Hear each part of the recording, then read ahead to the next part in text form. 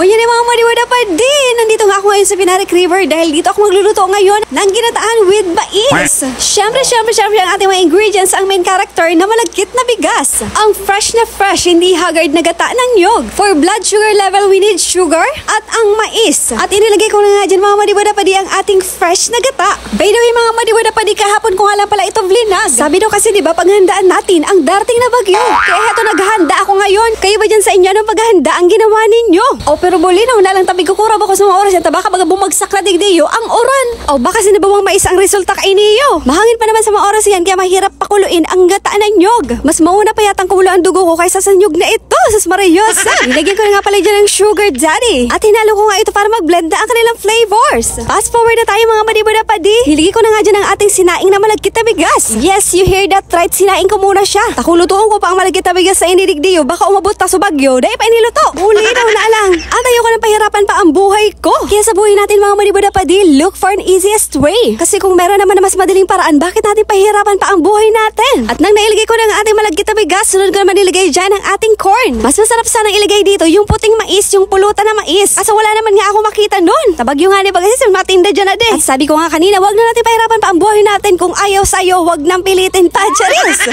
Mabuti lang kahapon at hindi natuloy ang bagyo. At hindi mo naman talaga maintindihan yung bagyo kahapon. Sabi daw hapon darating. Naghintay ako, wala naman, Charis. At sa mga oras nga yan, tinikman ko na kung gaano ba ako kasarap. At tamang-tama nga naman ang sweetness, hindi masyadong matamis kasi dati na akong sweet.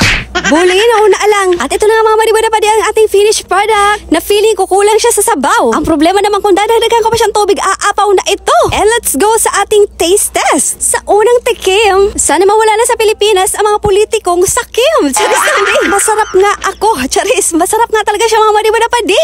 The perfect na merienda at comfort food ngayong maulan na season. Yung lumipat nga ako yun na upuan at mahulog pa ako. Bulinaw na lang magiging kwento na talaga tayo. Kaya kung wala nag-comfort dyan sa'yo, ito na lang ang gawin mo. Masarap ihalo dyan yung mais sa malagkit na bigas. Yung lasa kasi dyan ng mais is medyo salty kaya nagbiblend yung kanilang flavors. At nakalimutan ko, nagda-diet ako sa mga oras na yan. Yung ganito kasi mga pagkain ang hirap tanggihan. At fast forward na nga tayo mga madiwada pa di, ito na ang oras para maglamo taw, mag-ambag ng libag. Yung nag-dive ka pa talaga pero ang babaw lang pala ng tubig.